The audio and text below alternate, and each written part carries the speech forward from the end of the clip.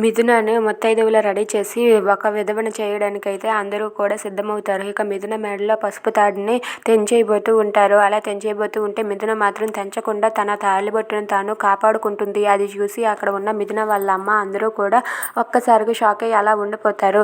ఇంతలో అక్కడ ఉన్న మిథున అయితే వదలండి, నన్ను వదలండి, ఈ తాళిని తెంచడానికి వీల్లేదు అని చెప్పి గట్టిగా అరుస్తుంది. అయినా సరే వాళ్ళు ఒక కత్తిపేట తీసుకొని వచ్చి ఆ తాళిని కోసేయాలని చూస్తారు. అది చూసి మిథున అయితే వాళ్ళందరినీ తోసేసి వాళ్ళ నుండి తప్పించుకొని అక్కడి నుండి పరిగెట్టుకుంటూ వెళ్ళిపోయి తన గదిలోనికి అయితే వెళ్ళిపోతుంది.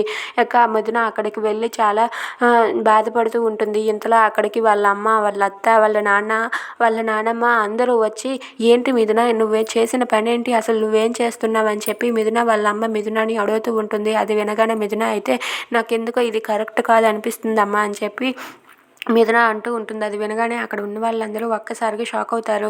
ఇక అక్కడ ఉన్న మిథున అయితే ఏంటి, నా మనసుకి అస్సలు ఇది ఒప్పుకోవటం లేదమ్మా, నా మెడలో ఈ పసుపు తాడు పడింది, అది తప్పే, కానీ అది నా ప్రాణం ఉన్నంత వరకు దాన్ని నేను నా గుండెల మీద ఉంచుకోవాలని నా మనసు నాకు చెప్తుందమ్మా, ఈ తాళిబొట్టు నా మెడలోనే ఉండాలి, ఈ తాళిబొట్టు తీయడానికి వీల్లేదు అని చెప్పి మిథున అంటుంది. అది వినగానే వాళ్ళ ఇంట్లో వాళ్ళందరూ ఒక్కసారిగా షాక్ అయ్యి అలా ఉండిపోతారు.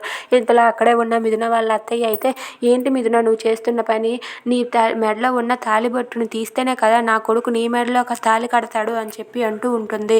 అది వినగానే అక్కడ ఉన్న మిథున అయితే లేదు, నాకు ఈ మెడలో ఉన్న తాళిబొట్టు తీయాలని లేదు, సాక్షాత్తు ఆ పార్వతీ పరమేశ్వరుల పెళ్లి జరగవలసిన టైంలో మా పెళ్లి జరిగింది, అంటే నా మెడలో ఈ పసుపు తాడు పడిందంటే నా ఊపిరి ఉన్నంత వరకు నా గుండెల మీద దీన్ని ఉంచుకోవాలని చెప్పి అంటుంది. అది వినగానే అక్కడ ఉన్న వాళ్ళ వదిన అయితే మిథున నీకేమైనా పిచ్చి పెట్టిందా, నీ మెడలో తాళి తీస్తేనే కదా నా తమ్ముడు నీ మెడలో కడతాడు అని చెప్పి అంటే ఆ మాటకు మిథున అయితే నాకు ఆల్రెడీ పెళ్ళయింది, మీ తమ్ముడిని వేరే పెళ్లి చేసుకోమని చెప్పండి అని చెప్పి అంటుంది. అది వినగానే అక్కడ ఉన్న మిథున వాళ్ళ అమ్మ వాళ్ళ నాన్న ఒక్కసారిగా షాక్ అయ్యి అలా ఉండిపోతారు.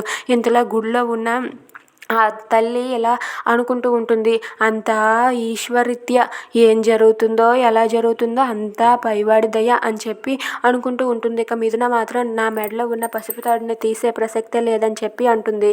ఇక మిథున ఆ రౌడీ దేవతో కలిసి మెలగగలదా? Please subscribe.